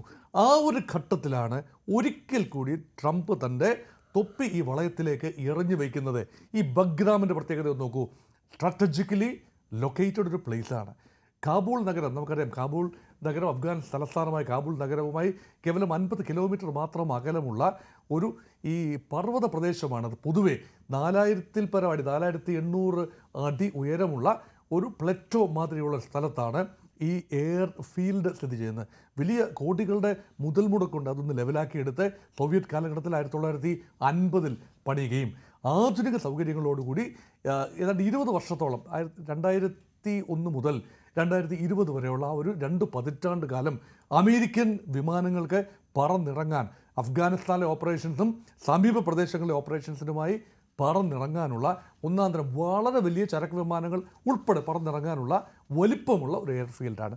അതുകൊണ്ടാണ് അതിൻ്റെ പ്രാധാന്യം അമേരിക്കയ്ക്ക് അറിയാം. പക്ഷേ അത് വിട്ടുപോകേണ്ടി വന്നത് തൻ്റെ തന്നെ ഒരു പിഴവാണ് എന്ന് ട്രംപിന് അവസാനം ഇപ്പോൾ സമ്മതിക്കേണ്ടി വന്നിരിക്കുന്നു. എങ്കിൽ പിന്നെ അതങ്ങ് തിരിച്ചു പിടിക്കുക. അത് ബലപ്രയോഗത്തിലൂടെയാണ് പിടിക്കുന്നത് എങ്കിൽ നോക്കൂ സാഹചര്യം എന്താണ്? ഒരു പക്ഷേ അമേരിക്ക മാത്രം അതിന് ശക്തി ഉണ്ടാകും. മറ്റ് രാജ്യങ്ങൾ ഇടപെടുന്നില്ല എങ്കിൽ താലിബാനെ പരാജയപ്പെടുത്തി ആ എയർഫീൽഡ് അമേരിക്കയ്ക്ക് വേണമെങ്കിൽ ഫോഴ്സ്ഫുള്ളി പിടിച്ചെടുക്കാം. അങ്ങനെയെങ്കിലും ചുറ്റുപാടുമുള്ളത് മുഴുവൻ തന്നെ താലിബാൻ്റെ സൈന്യങ്ങളും താലിബാൻ ആതിഥ്യം നൽകുന്ന പഴയ അൽ-ഖയ്ദ വിഭാഗങ്ങൾ വീണ്ടും സജീവമാകും. അമേരിക്കയ്ക്കെതിരെ അതിശക്തമായി വീണ്ടും ഗ്ലോബൽ ടെററിസത്തിൻ്റെ എപ്പി സെൻറ്ററായി അഫ്ഗാൻ ഗ്രൂപ്പുകൾ മാറാനുള്ള സാധ്യത തള്ളിക്കളയാനാവില്ല. അതുകൊണ്ട് ഇത് വലിയ കടന്നൽക്കൂട്ടിൽ കല്ലെറിയുന്നത് പോലെയാണ്. ഒരിക്കൽ ഉപേക്ഷിച്ചു പോയ അല്ലെങ്കിൽ ഒരിക്കൽ ഒരു ഡീലിലൂടെ പിന്മാറിയ അതേ സ്ഥലത്തേക്ക് അമേരിക്ക വീണ്ടും വരുന്നത് മാറിയ ഭൗമ രാഷ്ട്രീയത്തെ സൂചിപ്പിക്കുന്നു. നോക്കൂ, ഏഷ്യൻ പ്രദേശമാണ് ഇനിയിപ്പം വളർച്ചാ സാധ്യതയുള്ള പ്രദേശം. ലോകത്തിൻ്റെ റിസോഴ്സസിന് നല്ല പങ്കും ഇപ്പോൾ ഏഷ്യയിലാണ്. ഇപ്പോഴും നല്ല എക്കാലത്തും ഏഷ്യയിലാണ്.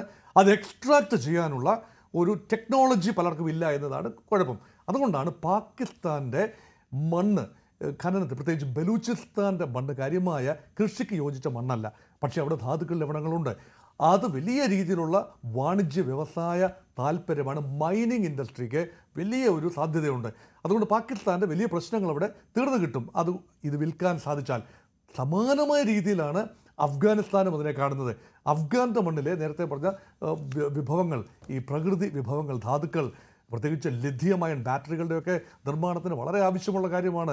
ആധുനിക എനർജി സ്റ്റോറേജ് ഡിവൈസസ്, അതിന് ലിഥിയം വളരെ പ്രധാനപ്പെട്ട ഒരു ധാതുവാണ്. ലിഥിയം ഉൾപ്പെടെയുള്ള കാര്യങ്ങളുടെ ഖനനം, അതിന് അഫ്ഗാനിസ്ഥാനിൽ ടെക്നോളജി ഇല്ല. അത് വരുന്നത് ഇപ്പോൾ ചൈന വളരെ വലിയ തോതിൽ ആ പ്രദേശത്ത് കണ്ണുവയ്ക്കുന്നു. ഇപ്പോൾ തന്നെ വലിയ മൈനിങ് റൈറ്റ്സ് ചൈന നേടിയെടുത്തിട്ടുണ്ട്. അങ്ങനെയെങ്കിൽ ഭാവിയിൽ വളരെ വലിയ തോതിൽ ചൈനീസ് പ്രസൻസ് ഇൻ അഫ്ഗാനിസ്ഥാൻ ഉണ്ടാകും. മൈനിങ് പരമായിട്ടും മിലിറ്ററി പ്രസൻസും എല്ലാം തന്നെ ഉണ്ടാകും. അങ്ങനെയെങ്കിൽ ഇറാൻ എന്ന ആത്യന്തിക ശത്രുവിനെ, അല്ലെങ്കിൽ റഷ്യ എന്ന ശത്രുവിനെ, ചൈന എന്ന ശത്രുവിനെ കണ്ടെയ്ൻ ചെയ്യാൻ അവിടെ അതിശക്തമായൊരു മിലിറ്ററി ബേസ് വേണം. ഗൾഫ് രാജ്യങ്ങളൊക്കെ ഉണ്ട്, മറക്കുന്നില്ല. അമേരിക്കയുടെ സൈനിക താവളങ്ങളുണ്ട്. പക്ഷേ അതിൽ നിന്നും സ്വല്പം മാറിക്കിടക്കുന്ന സെൻട്രൽ ഏഷ്യൻ റീജിയൻ്റെ മേൽ നിയന്ത്രണം ഉണ്ടാക്കാൻ സാധിക്കുന്ന ഏതാണ്ട് ഇന്ത്യയും ചൈനയും റഷ്യയും എല്ലാം തന്നെ സ്വല്പം ആശങ്കപ്പെടുത്തുന്ന രീതിയിലുള്ള ഒരു ബിൽഡപ്പ്, ഒരു ഏറിയൽ ബിൽഡപ്പ്, ഒരു വ്യോമ ഒരു താവളം, ഇതാണ് അമേരിക്കയുടെ മനസ്സിൽ. ഇത് അംഗീകരിച്ചു കൊടുക്കാൻ തയ്യാറല്ല എന്ന് ഏഷ്യൻ രാജ്യങ്ങൾ ഒരേ സ്വരത്തിൽ മോസ്കോയിലെത്തി പറയുകയാണ്. അവരോടൊപ്പം റഷ്യ ഉണ്ട്, അവരോടൊപ്പം ബെലാറസ് ഉണ്ട്. അപ്പോൾ ചൈനയും റഷ്യയും ഇന്ത്യയും ഇറാനും, നോക്കൂ, പങ്കെടുത്ത 10 ഏഷ്യൻ രാജ്യങ്ങളുടെ പേരൊന്ന് നോക്കൂ.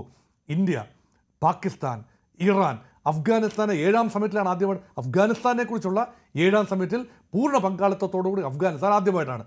അഫ്ഗാനിസ്ഥാൻ, ചൈന, അങ്ങനെ 5 രാജ്യങ്ങൾ ഏഷ്യയിൽ നിന്നും, അതോടൊപ്പം സെൻട്രൽ ഏഷ്യയിലെ പവേഴ്സായ 5 രാജ്യങ്ങൾ, പണ്ട് സോവിയറ്റ് യൂണിയൻ്റെ ഭാഗമായിരുന്ന 5 രാജ്യങ്ങൾ, അങ്ങനെ ഏഷ്യയിൽ നിന്നും 10 രാജ്യങ്ങൾ, അതോടൊപ്പം റഷ്യയും ബെലറൂസും ചേരുമ്പോൾ അതിശക്തമായ ഒരു ലോബിയായി പ്രവർത്തിക്കുകയാണ്. അവിടെയാണ് ഇന്ത്യ പരസ്യമായി അഭിപ്രായം പറയും. ഇതിൻ്റെ ഇതുവരെ ഈ റിഫറൻസ് ട്രംപുമായി നേരിട്ടൊരു ഏറ്റുമുട്ടൽ വേണ്ട. പ്രത്യേകിച്ച് വ്യാപാര ചർച്ചകൾ പല ആവർത്തി തുടർന്നു, അതൊക്കെ പരാജയപ്പെട്ടു, വേണ്ട പരിസമാപ്തിയിലെത്തിയില്ല. പക്ഷേ ഇവിടെ ഓപ്പണായ ഒരു നിലപാടെടുക്കുന്നു. അമേരിക്കയുടെ പേരെടുത്ത് പറയാതെ ജോയിൻറ്റ് ഡിക്ലറേഷൻ, ഇന്ത്യയുടെ വിദേശകാര്യ സെക്രട്ടറി ഉൾപ്പെടെ പങ്കെടുത്ത മീറ്റിംഗാണ്. അവിടെ പറയുന്ന കാര്യം എന്താണ്? വൈദേശിക ശക്തികൾ അഫ്ഗാനിസ്ഥാൻ്റെ മണ്ണിലേക്ക് നടത്തുന്ന ഏത് കടന്നുകയറ്റവും അതിശക്തമായി യോജിച്ച് നിന്നുകൊണ്ട് എതിർക്കും. അതിലുള്ള വലിയ ആശങ്ക രേഖപ്പെടുത്തുന്നു. അമേരിക്ക അല്ലാതെ മറ്റേത് വൈദേശിക ശക്തിയാണ് അവിടെ കടന്നു കയറുന്നത്? അപ്പോൾ അമേരിക്ക അവിടെ പ്രാതിനിധ്യമില്ല, ആ ഗ്രൂപ്പിൽ അമേരിക്ക പ്രാതിനിധ്യമില്ല. അങ്ങനെയെങ്കിൽ അതിനർത്ഥം എന്താ? ചൈന കടന്നു കയറുന്നുണ്ട്, അത് അഫ്ഗാനിസ്ഥാൻ്റെ സമ്മതത്തോടു കൂടി തന്നെയാണ്. കടന്നു കയറുന്നു എന്ന് പറയുന്നത് വ്യാപാര കാര്യത്തിന് വേണ്ടിയാണ്. അപ്പോൾ അവിടെ മാറി ചിന്തിക്കുന്ന ഏഷ്യൻ രാജ്യങ്ങൾ, അതുകൊണ്ടാണ് അവിടെ പാകിസ്ഥാൻ ഒരു കറുത്ത കുതിരയായി, ഒരുപക്ഷെ ഒരു മാറി നിൽക്കുന്ന ഒരു ഈ പറയുന്ന ഗ്രൂപ്പിങ്ങിൽ odd one out can be Pakistan. അതുകൊണ്ട് പാകിസ്ഥാനെ വെച്ചുകൊണ്ട് അമേരിക്ക വലിയ രീതിയിലുള്ള വിലപേശൽ നടത്താനുള്ള സാധ്യതയും ഇതോടൊപ്പം ചേർത്ത് വായിക്കേണ്ടതുണ്ട്. തീർച്ചയായും നമുക്ക് ചർച്ചയിലേക്ക് തിരിച്ചെത്താം ചെറിയൊരു ഇടവേളയ്ക്ക് ശേഷം.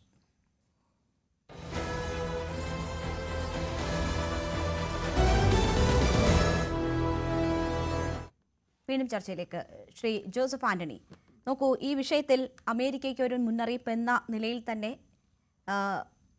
റഷ്യയുമായും ചൈനയുമായും ചേർന്ന് ഇന്ത്യ അതിനൊപ്പം അഭിപ്രായം രേഖപ്പെടുത്തുന്നു. അതോടൊപ്പം തന്നെ ഇന്ത്യയെ സംബന്ധിച്ച് ചൈന ഒരു ഭീഷണിയാണ്. ഇപ്പോഴത്തെ പ്രത്യേക സാഹചര്യങ്ങളിൽ കൂടുതൽ അടുപ്പം ചൈനയുമായി പുലർത്തുന്നതാണ് എന്ന് നമുക്കറിയാം. അത് ഈ സാഹചര്യങ്ങളുടെ സമ്മർദ്ദവും അതിനൊരു കാരണമാണല്ലോ. പക്ഷേ ചൈനയെ സംബന്ധിച്ച് അഫ്ഗാനിൽ താല്പര്യങ്ങൾ പലതാണ്. അമേരിക്ക പോലും ബഗ്രാം ലക്ഷ്യമിടുന്നത് ചൈന പ്രധാന ശത്രുവായി വരുന്നത് കൊണ്ടാണ്. ഈ ചൈനയുടെ ബോർഡറിൽ നിന്ന് ഏതാണ്ട് 800 കിലോമീറ്റർ മാത്രം അകലത്തിൽ സ്ഥിതി ചെയ്യുന്ന സ്ഥലം, അങ്ങനെ നിരവധി പ്രത്യേകതകൾ ബഗ്രാമുമായി ഉണ്ട്. ആ ഒരിടത്തേക്ക് ചൈന അവരുടെ ആധിപത്യം വർദ്ധിപ്പിക്കുകയാണെങ്കിൽ ഇന്ത്യയെ സംബന്ധിച്ചത് ഭീഷണിയാകില്ലേ? അപ്പോൾ ഇതിൽ ഒരു നിലപാടെടുക്കുക ഇന്ത്യയെ സംബന്ധിച്ച് എത്രമാത്രം ജാഗ്രതയോടെ വേണ്ടുന്ന കാര്യമാണ്. അമേരിക്കയായാലും ചൈനയായാലും അവിടെ ആധിപത്യം സൃഷ്ടിച്ചാൽ അത് ഇന്ത്യയെ സംബന്ധിച്ച് ഭീഷണിയാണ് എന്നൊരു സാഹചര്യത്തിൽ. രേണുക, നമ്മൾ മനസ്സിലാക്കേണ്ട ഒരു കാര്യം, ലോക രാഷ്ട്രീയത്തിൽ ആധിപത്യം പുലർത്തുന്ന ഒരു രാജ്യമാണ് അമേരിക്ക. അമേരിക്കയുടെ ആഗോളതലത്തിലുള്ള ആധിപത്യത്തെ ചോദ്യം ചെയ്യാൻ കരുത്തുള്ള രാജ്യമായി ഉയർന്നു വരുന്ന ഒരു രാജ്യമാണ് ചൈന. ഇപ്പൊ ഞങ്ങൾ ഇന്റർനാഷണൽ പൊളിറ്റിക്സിൽ ഞങ്ങൾ സാധാരണ പറയും, ഒരു ആഗോളതലത്തിൽ മേധാവിത്വം വഹിക്കുന്ന ഒരു രാജ്യവും ആ രാജ്യത്തിന്റെ മേധാവിത്വത്തെ എതിർക്കാനോ അല്ലെങ്കിൽ ചോദ്യം ചെയ്യാനോ വെല്ലുവിളിക്കാനോ മറ്റൊരു രാജ്യത്തെ അനുവദിക്കത്തില്ല എന്നുള്ളത്. അപ്പൊ നമ്മളിപ്പോ കാണുന്ന അതാണ്. അതായത് അമേരിക്ക എന്ന് പറയുന്ന രാജ്യം ആഗോളതലത്തിൽ മേധാവിത്വമുള്ള രാജ്യമായി നിൽക്കുന്നു. അങ്ങനെ നിൽക്കുമ്പോൾ ചൈന ആ മേധാവിത്വത്തെ ചോദ്യം ചെയ്യാനായിട്ട് ശ്രമിക്കുമ്പോൾ അതിനെ ഏതെല്ലാം വിധത്തിൽ എതിർക്കാമോ അതിനു വേണ്ടിയിട്ടുള്ള ശ്രമങ്ങളാണ് നടത്തിക്കൊണ്ടിരിക്കുന്നത് അമേരിക്ക. അതിന്റെ ഭാഗമായിട്ടാണ് നമുക്കറിയാം ക്വാഡ് എന്ന് പറയുന്ന ഒരു ഓർഗനൈസേഷൻ ഉണ്ട്. ഇന്ത്യയും പിന്നെ ഓസ്ട്രേലിയയും ജപ്പാനും അമേരിക്കയും ചേരുന്ന സംഘടനയാണ്. ഈ ക്വാഡ് എന്ന് പറയുന്ന സംഘടനയുടെ ലക്ഷ്യം അന്തിമമായി ചൈനയുടെ ഈ പിന്നെ ഉയർന്നു വരവിനെ അല്ലെങ്കിൽ ചൈനയെ ആ മേഖലയിൽ തടയുക എന്ന ലക്ഷ്യം വെച്ചുകൊണ്ടുള്ളതാണ്. അമേരിക്കയും പിന്നെ ഓസ്ട്രേലിയയും ബ്രിട്ടനും ചേർന്നിട്ടുള്ള മറ്റൊരു സംഘടനയുണ്ട്, ഓക്കസ് എന്ന് പറയുന്ന സംഘടന.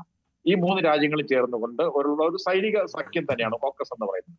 അതിനു പുറമെയാണ് ഇൻഡോ പസഫിക് എന്ന് പറയുന്ന ഒരു കൂട്ടായ്മ രൂപപ്പെടുത്തി വരുന്നത്. ഇന്ത്യ ഉൾപ്പെടെയുള്ള രാജ്യങ്ങളുണ്ട് ഇൻഡോ പസഫിക്കിൽ. ഇന്ത്യൻ ഓഷ്യനിലും പിന്നെ പസഫിക് ഓഷ്യനിലും ഉൾപ്പെടുന്ന രാജ്യങ്ങളെ ഉൾപ്പെടുത്തിക്കൊണ്ട് ചൈനയ്ക്കെതിരായിട്ടുള്ള അമേരിക്കയുടെ ഒരു പ്രതിരോധ സൃഷ്ടിക്കലാണ് ഈ ഇൻഡോ പസഫിക് എന്ന് പറയുന്നതിലൂടെ തന്നെ. എന്തുകൊണ്ടാണ് ഈ അമേരിക്ക ഇങ്ങനെയൊക്കെ ചെയ്യുന്നതെന്ന് ഞാൻ പറയാം. അമേരിക്ക 2ാം ലോക മഹായുദ്ധം വിജയിക്കുന്ന ഘട്ടത്തിൽ അമേരിക്കയുടെ വിദേശകാര്യ വകുപ്പും സെന്റർ ഫോർ ഫോറിൻ റിലേഷൻസ് എന്ന് പറയുന്ന ഓർഗനൈസേഷനും ചേർന്നിട്ട് ഒരു നയം ഉണ്ടാക്കി. ആ നയത്തിന്റെ പേര് ഗ്രാൻഡ് ഏരിയ പോളിസി എന്നാണ്. Grand area policy. ഈ ഗ്രാൻഡ് ഏരിയ പോളിസി എന്ന് പറയുന്നതാണ് ഇപ്പോഴും അമേരിക്ക പിന്തുടരുന്ന എല്ലാ നയങ്ങളുടെയും ഒരു ബ്ലൂ പ്രിന്റ് എന്ന് പറയുന്നത്. ആ ഗ്രാൻഡ് ഏരിയ പോളിസി എന്ന് പറയുന്നത് എന്താണ്?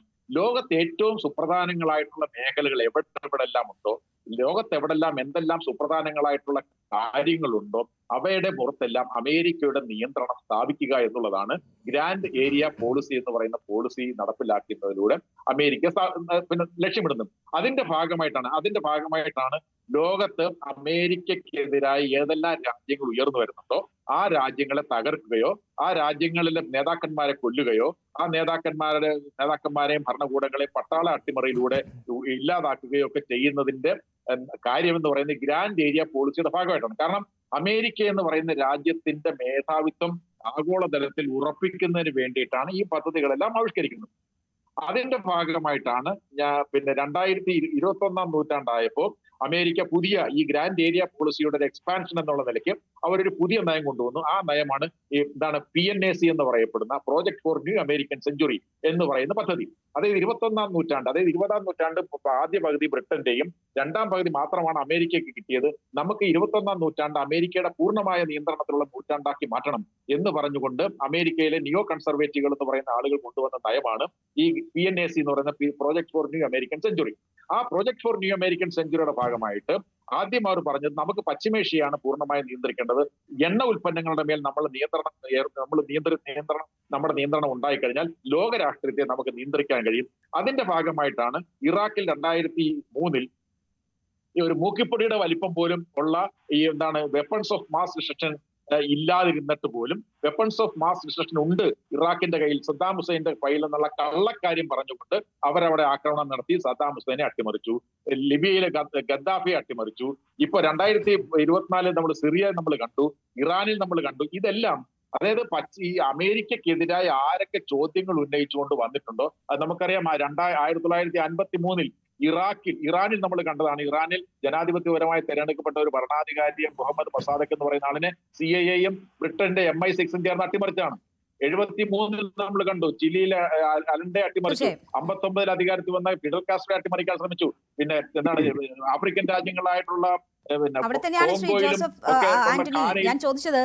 ചൈനയ്ക്കും താല്പര്യങ്ങളുള്ള ഇടമാണ്. ഇവിടെ ഇപ്പോൾ ഈ സ്റ്റേറ്റ്മെന്റ് വരുന്നതിന് എത്രയോ മുമ്പ് ചൈനീസ് വിദേശകാര്യ മന്ത്രാലയം ഇതുമായി ബന്ധപ്പെട്ട അവരുടെ നിലപാട് പ്രഖ്യാപിക്കപ്പെട്ടു. അഫ്ഗാന്റെ ഭാവി അഫ്ഗാൻ ജനതയുടെ കൈകളിലായിരിക്കണം. ഈ മേഖലയിൽ സംഘർഷം ഏറ്റുമുട്ടലും ഉണ്ടാകുന്നതിനെ ചൈന പിന്തുണയ്ക്കില്ല എന്ന ശക്തമായ മുന്നറിയിപ്പ് വിദേശകാര്യ മന്ത്രാലയം നൽകിയിരുന്നു. അവരുടെ ബെൽറ്റ് റോഡ് ഇനിഷ്യേറ്റീവ് ഉൾപ്പെടെ കടന്നുപോകുന്ന മേഖലകളൊക്കെയാണ്. അപ്പോൾ ആ മേഖലയിലെ തങ്ങളുടെ താല്പര്യത്തിന് എതിര് വരാൻ ഒരാളെയും അനുവദിക്കില്ല എന്ന സന്ദേശം ചൈന നൽകുമ്പോൾ ഇന്ത്യ അവിടെ എടുക്കേണ്ടുന്ന നിലപാടിലെ ജാഗ്രത എത്രമാത്രമാകണം എന്നതായിരുന്നു എന്റെ ചോദ്യം. ഞാൻ അതിലേക്ക് വരുന്നത്. അതായത് അമേരിക്ക ഇങ്ങനെ ആഗോളതലത്തിലുള്ള മേധാവിത്വം നിലനിർത്താൻ ശ്രമിക്കുമ്പോൾ ആ മേധാവിത്വത്തെ എങ്ങനെയാണ് ചൈന എതിർക്കാൻ പോകുന്നതെന്നാണ് ഞാൻ പറഞ്ഞത്. ഞാൻ ഒരു വാചകം കൂടെ അമേരിക്കയെ കൂടെ പറഞ്ഞിട്ട് ഞാൻ രണ്ടാമത്തെ വാചകം ചൈനയിലേക്ക് വരാം. അമേരിക്ക എങ്ങനെയാണ് ആഗോളതലത്തിലുള്ള മേധാവിത്വം നിലനിർത്തുന്നത്? അമേരിക്ക 1945 ഐക്യരാഷ്ട്ര സംഘടന ഉണ്ടാക്കി, അവരുടെ നേതൃത്വത്തിൽ ഉണ്ടാക്കി. ഐക്യരാഷ്ട്ര സംഘടന മാത്രമാണ് ഉണ്ടാക്കിയത്. Bretton Woods institution, international financial institution ആയിട്ടുള്ള വേൾഡ് ബാങ്കും IMF-ഉം WTO മുമ്പുള്ള ഗാട്ടും ഉണ്ടാക്കി. അത് മാത്രമാണ് ഉണ്ടാക്കിയത്. അവർ പിന്നെ നാറ്റോ ഉണ്ടാക്കി, സൈനിക സഖ്യം ഉണ്ടാക്കി. അതായത് രാഷ്ട്രീയ സഖ്യം, സാമ്പത്തിക സഖ്യം, സൈനിക സഖ്യം, ഇതിന്റെ ഒക്കെ പുറമെ ഡോളറിന്റെ മേധാവിത്വം. ഇതിലൂടെയാണ് അവര് ആഗോള മേധാവിത്വം ഇപ്പോഴും നിലനിർത്തിക്കൊണ്ടിരുന്നത്. എന്നാൽ ഈ ആഗോള മേധാവിത്വത്തെ ചൈന എതിർക്കുന്നത് എങ്ങനെയാണ്? ചൈന എതിർക്കുന്നതിനുള്ള ഏറ്റവും പ്രധാനപ്പെട്ട അവരുടെ ഉപകരണമാണ് ബെൽറ്റ് റോഡ് ഇനിഷ്യേറ്റീവ്. ആ ബെൽറ്റ് റോഡ് ഇനിഷ്യേറ്റീവ് ആണ് നമ്മൾക്ക് ഒരു വലിയ വെല്ലുവിളിയായിട്ട് മാറുന്നത്. എങ്ങനെയാണ് നമുക്ക് വെല്ലുവിളിയായിട്ട് മാറുന്നത്? ബെൽറ്റ് റോഡ് ഇനിഷ്യേറ്റീവ് എന്നുള്ള പദ്ധതിയിൽ ഇന്ത്യയും ദക്ഷിണേഷ്യയിൽ ഇന്ത്യയും ഭൂട്ടാനും മാത്രമാണ് അംഗങ്ങളല്ലാത്തത്. നമ്മുടെ അയൽരാജ്യങ്ങളായിട്ടുള്ള നമ്മളിപ്പോ ചർച്ചാ വിഷയമാകുന്ന അഫ്ഗാനിസ്ഥാൻ അംഗമാണ്, പാകിസ്ഥാൻ അംഗമാണ്, ബംഗ്ലാദേശ് അംഗമാണ്, നേപ്പാൾ അംഗമാണ്, ശ്രീലങ്ക അംഗമാണ്, മാലദ്വീപ് അംഗമാണ്. എന്ന് പറഞ്ഞാൽ ഇന്ത്യക്ക് ചുറ്റുമുള്ള എല്ലാ രാജ്യങ്ങളും ബെൽറ്റ് റോഡ് ഇനിഷ്യേറ്റീവ് എന്നുള്ള പദ്ധതിയിൽ അംഗമാണ്. ഇവിടെ നേരത്തെ സഹ പാനലിസ്റ്റ് സൂചിപ്പിച്ച പോലെ ഈ സമ്പത്താണ്, അതായത് ലോകത്തെ ഏറ്റവും അധികം വിദേശ നാണ്യ ശേഖരം അമേരിക്കയെക്കാൾ കൂടുതലുള്ള രാജ്യം ചൈനയാണ്. ഈ വിദേശ നാണ്യ ശേഖരം വളരെ ഉദാരമായി കൊടുത്തുകൊണ്ട് നമ്മൾ പറഞ്ഞതിൽ ടെട്രാ എന്നൊക്കെ പറയുന്ന തരത്തിൽ ഈ അയൽ രാജ്യങ്ങൾ മാത്രമല്ല ലോകത്തിന്റെ വിവിധ ഭാഗങ്ങളിലുള്ള രാജ്യങ്ങൾക്കെല്ലാം ഉദാരമായ സാമ്പത്തിക സഹായം ചെയ്തുകൊണ്ട് അവരുടെ വരുതിയിൽ നിർത്താനാണ് ശ്രമിക്കുന്നത്. അവരുടെ വരുതി നിർത്തുക എന്ന് പറഞ്ഞാൽ അതിന്റെ അർത്ഥം അവിടെ ഈ പോർട്ടുകൾ നിർമ്മിക്കുക, ഹാർബറുകൾ നിർമ്മിക്കുക, എയർപോർട്ടുകൾ നിർമ്മിക്കുക, സ്പെഷ്യൽ ഇക്കണോമിക് സോൺസ് നിർമ്മിക്കുക, ഇങ്ങനെയുള്ള സൈനിക താവളങ്ങൾ വരെ. ഇപ്പൊ നമുക്ക് ചൈന ആദ്യമായിട്ട് ജിബൂട്ടി എന്ന് പറയുന്ന ആഫ്രിക്കൻ രാജ്യത്ത് അവരുടെ സൈനിക താവളം വരച്ചു. ഞാൻ പറഞ്ഞു വരുന്നത് ഇങ്ങനെ ഇത് ചെയ്യുന്നതിലൂടെ തീർച്ചയായിട്ടും ലോകത്തിലെ വളരെ വലിയ ആഗോള ശക്തിയായി മാറാനാണ് ചൈന ശ്രമിക്കുന്നത്. അങ്ങനെ ചൈന ശ്രമിക്കുമ്പോൾ തീർച്ചയായിട്ടും ഇന്ത്യക്ക് അതൊരു വെല്ലുവിളിയാണ്. എന്നുള്ളത് കൊണ്ടാണ് ഈ ഇന്ത്യ അമേരിക്ക എന്ന് പറയുന്ന രാജ്യവുമായിട്ട് വളരെ തന്ത്രപരമായ ബന്ധങ്ങൾ രൂപപ്പെടുത്തിയെടുക്കുന്നത്.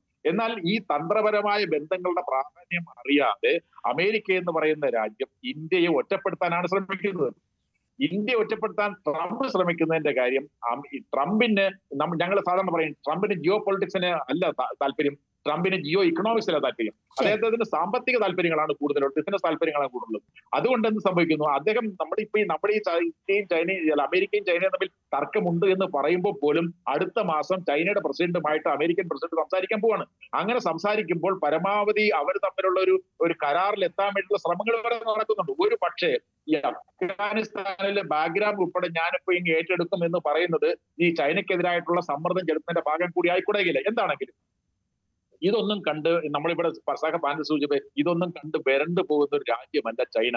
അതുകൊണ്ടാണല്ലോ ഇന്ത്യ ഉൾപ്പെടെയുള്ള രാജ്യങ്ങൾക്ക്, അതായത് ഈ റഷ്യ എന്ന് പറയുന്ന രാജ്യത്തുനിന്ന് ഏറ്റവും കൂടുതൽ എണ്ണം വാങ്ങിക്കുന്ന ചൈന ആയിരിക്കെ അതിനേക്കാൾ കുറവ് എണ്ണം വാങ്ങിക്കുന്ന ഇന്ത്യക്കെതിരെ പിഴച്ചുങ്കം ചുമത്തുകയും കൂടുതൽ റഷ്യയിൽ നിന്ന് എണ്ണം വാങ്ങിക്കുന്ന ചൈനയ്ക്കെതിരെ പിഴച്ചുങ്കം ചുമത്താതിരിക്കുകയും ചെയ്യുന്നത്. അപ്പൊ എന്ന് പറഞ്ഞാൽ ചൈനയ്ക്ക് അമേരിക്കയുടെ മുകളിൽ പല കാര്യങ്ങളിലും നിയന്ത്രണമുണ്ട് ഇപ്പോൾ തന്നെ. അപ്പൊ അതിനെയൊന്നും വെല്ലുവിളിക്കാനുള്ള ധൈര്യമോ കരുത്തോ ഉള്ള രാജ്യമല്ല അമേരിക്ക.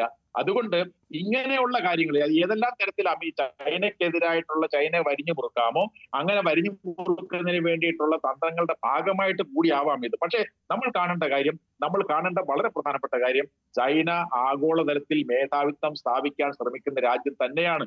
അതുകൊണ്ട് നമ്മൾ വളരെ ശ്രദ്ധിച്ചിരിക്കണം. നമ്മൾ ഇന്ത്യ എന്ന് പറയുന്ന രാജ്യം നമ്മൾ സൈനികമായി ശ്രദ്ധിക്കേണ്ടതുണ്ട്, സാമ്പത്തികമായി വളരേണ്ടതുണ്ട്, രാഷ്ട്രീയമായി വളരെ ശക്തമായി നിൽക്കേണ്ടതുണ്ട്.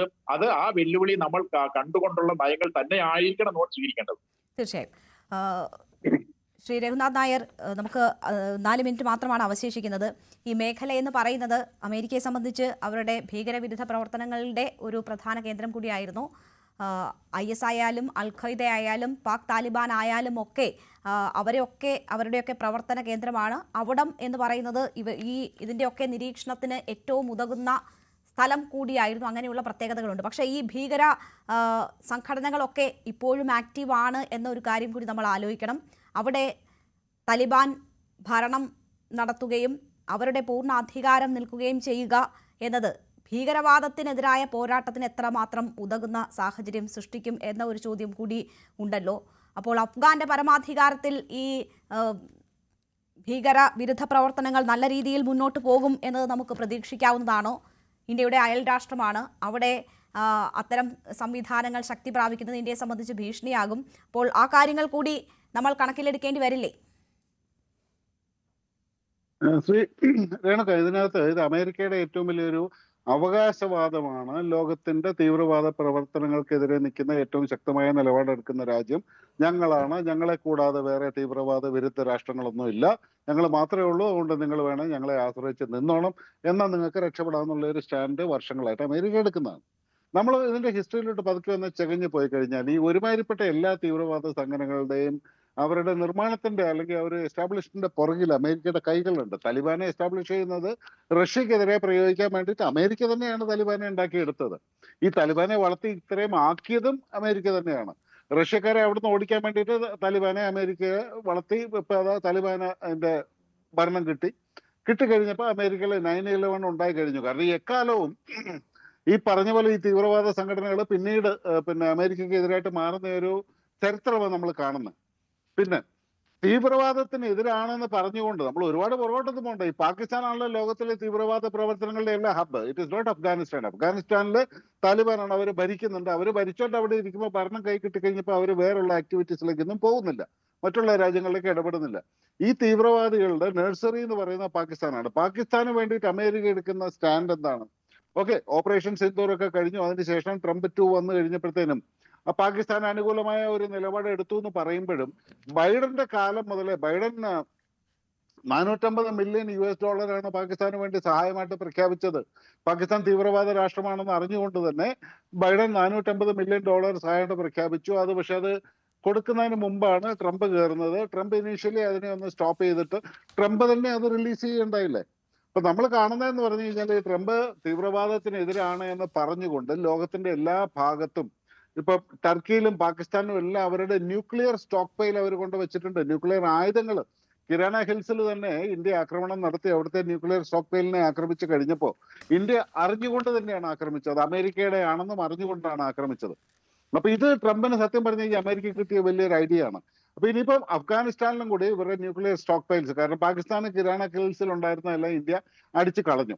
അപ്പൊ ഇത് പിന്നെ സ്റ്റോക്ക് ചെയ്യണം. കാരണം ഈ റഷ്യക്കെതിരെയും ചൈനക്കെതിരെയും ഇന്ത്യക്കെതിരെയും ഇറാനെതിരെയൊക്കെ ഇങ്ങനെയുള്ള ഒരു സാഹചര്യത്തിൽ എൻറ്റയർ ഏഷ്യയിൽ കൺട്രോൾ വേണമെങ്കിൽ ശക്തമായ ഒരു പ്രസൻസ് അവർക്ക് വേണം.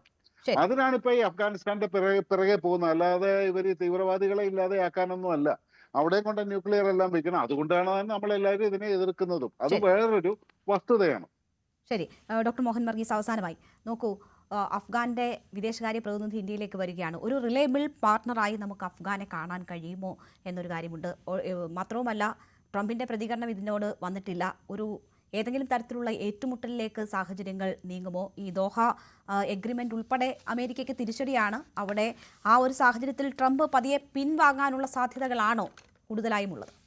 ട്രംപ് പിൻവാങ്ങാനുള്ള സാധ്യതയുണ്ട്. പ്രത്യേകിച്ച് ഈ അഫ്ഗാനിസ്ഥാൻ്റെ വിദേശകാര്യ മന്ത്രി ആമിർ ഖാൻ മുത്താഖി ഏതാനും മണിക്കൂറുകൾക്കുള്ളിൽ ഡൽഹിയിലേക്ക് വരും. അദ്ദേഹം മോസ്കോയിൽ നിന്ന് നേരെ വരുന്നത് ഡൽഹിയിലേക്കാണ്. ഐക്യരാഷ്ട്ര സംഘടനയുടെ വിലക്കുണ്ടായിരുന്നു, അദ്ദേഹത്തിന് സെക്യൂരിറ്റി കൗൺസിൽ വിലക്കുണ്ടായിരുന്നു ഈ യാത്ര അനുമതി ഇപ്പോൾ ലഭിച്ചു കഴിഞ്ഞു. അതിനർത്ഥമെന്ന് പറഞ്ഞാൽ അദ്ദേഹം ഉപരോധം നേരിടുന്ന വ്യക്തികളുടെ കൂട്ടത്തിൽപ്പെടുന്ന ഒരാളാണ് താലിബാൻ നേതാക്കളിൽ മുത്താഖിയുടെ ഇന്ത്യയിലേക്ക് വരുന്നു എന്ന് പറയുമ്പോൾ അത് വലിയൊരു സന്ദേശമാണ് ഇന്ത്യ നൽകുന്നത്. കാരണം താലിബാൻ ഗവൺമെൻറ്റിനെ ഇന്ത്യ തത്വത്തിൽ അംഗീകരിക്കുന്നു എന്ന് പറയുമ്പോഴും ഊഷ്മളമായ ഒരു ഡിപ്ലോമാറ്റിക് റിലേഷൻസ് ഇപ്പോഴും പൂർണ്ണ തോതിൽ ഇന്ത്യ അംഗീകരിച്ചിട്ടില്ല. ഇവിടെ മാറി വരുന്ന ഇന്ത്യയുടെ പ്രിഫറൻസസ് മാറി വരുന്നു എന്ന് ശക്തമായി അമേരിക്കയോട് പറയുകയാണ് ഇന്ത്യ. ഇറാനെ ഉൾക്കൊള്ളാൻ നമ്മൾ മടിക്കില്ല, അഫ്ഗാനിസ്ഥാനെ അംഗീകരിക്കാനും ഡിപ്ലോമാറ്റിക് ടൈൽസ് ഊട്ടിയുറപ്പിക്കാനും മടിക്കില്ല, റഷ്യയോട് എക്കാലത്തേക്കാളും കൂടുതലായി ചേർന്ന് നിൽക്കുന്നു. എന്തിന് ശത്രുവായി കരുതപ്പെട്ടിരുന്ന ചൈനയോട് പോലുമുള്ള നിലപാട് ഭയപ്പെടുത്തിയിരിക്കുന്നു. ഒന്നൊന്നായി അമേരിക്കയ്ക്ക് സന്ദേശം കൊടുക്കുകയാണ്. ഈ സന്ദേശത്തിൻ്റെ ഗൗരവം മനസ്സിലാക്കി അമേരിക്ക മാറി നിൽക്കുകയാണ്. ഭൗമരാഷ്ട്രീയത്തിൽ അമേരിക്കയ്ക്ക് നല്ലത്. കാരണം കൂടുതൽ പ്രകോപനപരമായ നിലപാടാണ് സ്വീകരിക്കുന്നതെങ്കിൽ ഈ സൈനിക താവളം ഉൾപ്പെടെയുള്ള ഈ ചർച്ചയുടെ ഒരു അസ്തിത്വം ഈ ബഗ്രാം എയർഫീൽഡാണല്ലോ. ഇത് ഒറ്റപ്പെട്ടൊരു സംഭവമായി കാണാനാവില്ല. ഈ സൂചന കൊണ്ട് പഠിച്ചില്ല എങ്കിൽ കൂടുതൽ രാജ്യങ്ങൾ അമേരിക്ക വിരുദ്ധതയിലേക്ക് നീങ്ങും എന്നതാണ് ഇതിന്. എന്തായാലും ട്രംപിന്റെ അടുത്ത പ്രഖ്യാപനം എന്താണ് എന്ന് നമുക്ക് കാത്തിരിക്കാം. എന്തായാലും ശക്തമായ മുന്നറിയിപ്പാണ് ഈ വിഷയത്തിൽ ഇന്ത്യയും ചൈനയും മോസ്കോയും നൽകുന്നത്. ട്രംപിന്റെ പ്രതികരണത്തിനായി നമ്മൾ കാത്തിരിക്കാം. വളരെ നന്ദി ചർച്ചയിൽ പങ്കെടുത്ത എല്ലാ അതിഥികൾക്കും. ഇടവേളയ്ക്ക് ശേഷം ന്യൂസ്@9 കാണാം. നമസ്കാരം.